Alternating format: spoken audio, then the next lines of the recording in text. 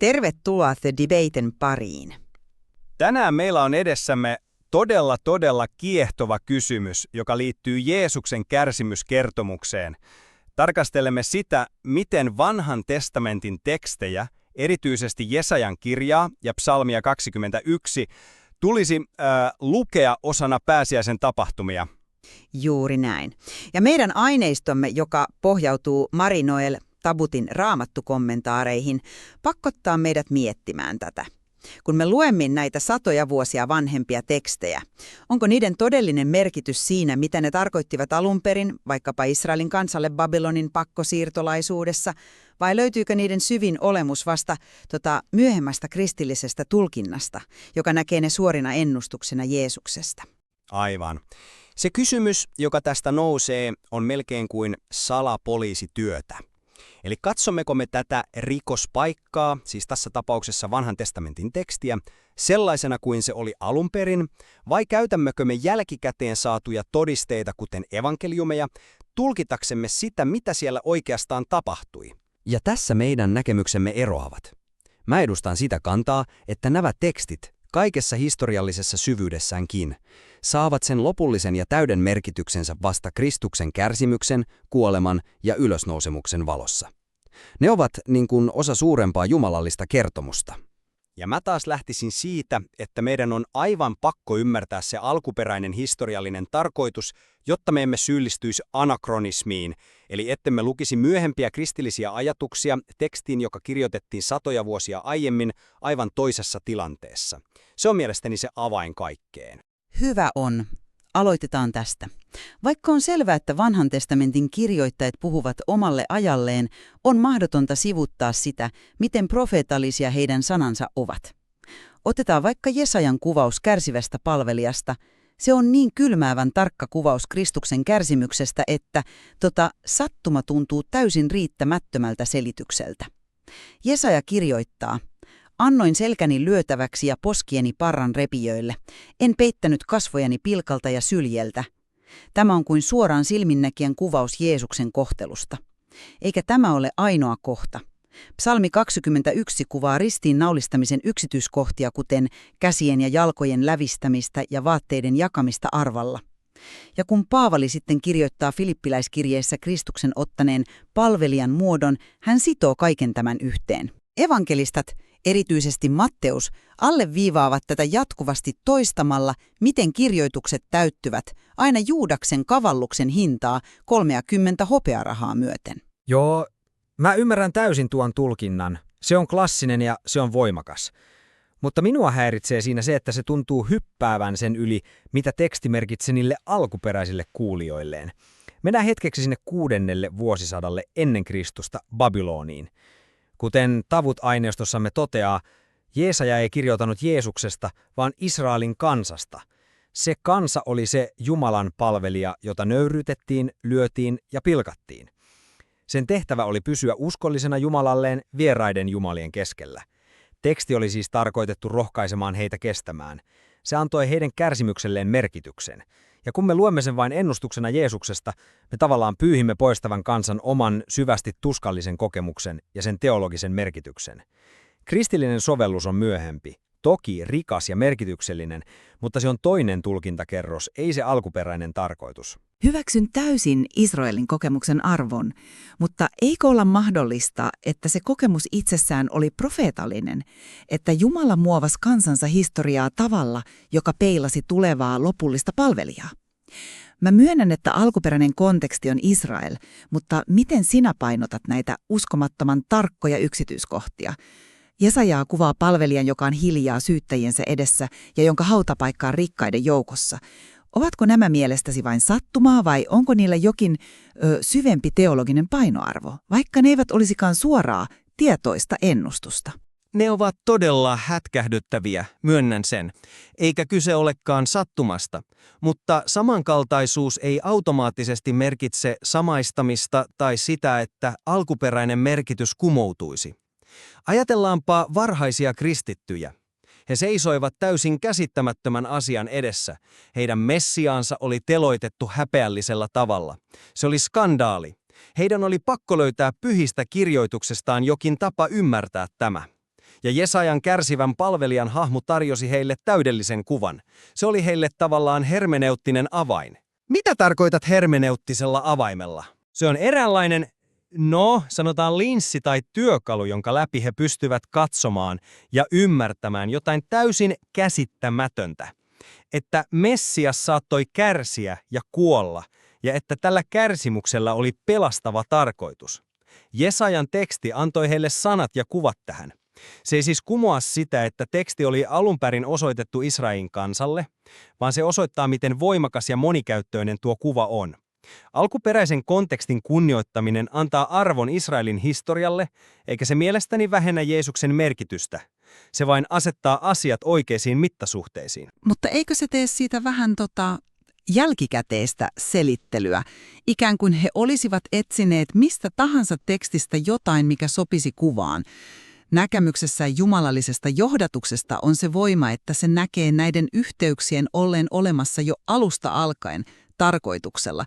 Tämä ajatus kärsimyksestä ja toivosta johdattaakin meidät suoraan psalmiin 21. Sinähän näit sen nimenomaan Israelin kansan kokemuksena, mutta on mahdotonta sivuttaa sitä, että Jeesus itse sitoo sen omaan kuolemansa. Totta. Ja tämä onkin se keskustelun toinen polttopiste. Mutta mä lähestyn sitäkin hieman eri kantilta. Psalmi 21 nähdään usein vain kuoleman kuvauksena, koska se alkaa sillä kuuluisalla hätähuudolla. Mutta kuten Tabut huomauttaa, tämä on valtava virhe.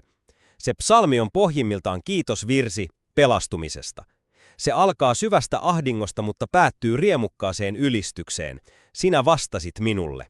Se on kuin ex voto, kiitokseksi annettu lahja, kun joku on pelastunut kuoleman vaarasta. Se kuvaa Israelin kansan selviytymistä, paluuta, jota verrataan kuoleman tuomitun ihmepelastumiseen. Mutta ne yksityiskohdat, he ovat lävistäneet käteni ja jalkani. Miten se voi olla vain metafora? Ja ennen kaikkea, Jeesuksen omat sanat ristillä, Jumalani, Jumalani, miksi hylkäsit minut, sitovat koko psalmin suoraan hänen kuolin hetkeensä. Se on se avain, jonka kautta koko psalmi on ymmärrettävä. Se ei ole satunnainen sitaatti, vaan Jeesus asettaa koko kokemuksensa tämän psalmin viitekehykseen. Ja tämä ei ole vain teologinen yksityiskohta. Jos Jeesus tietoisesti omaksuu tämän psalmin roolin, hän ei ainoastaan kuvaa tuskansa, vaan tekee itsestään koko Israelin kärsimyshistorian kulminaatiopisteen. Se on valtava teologinen väite.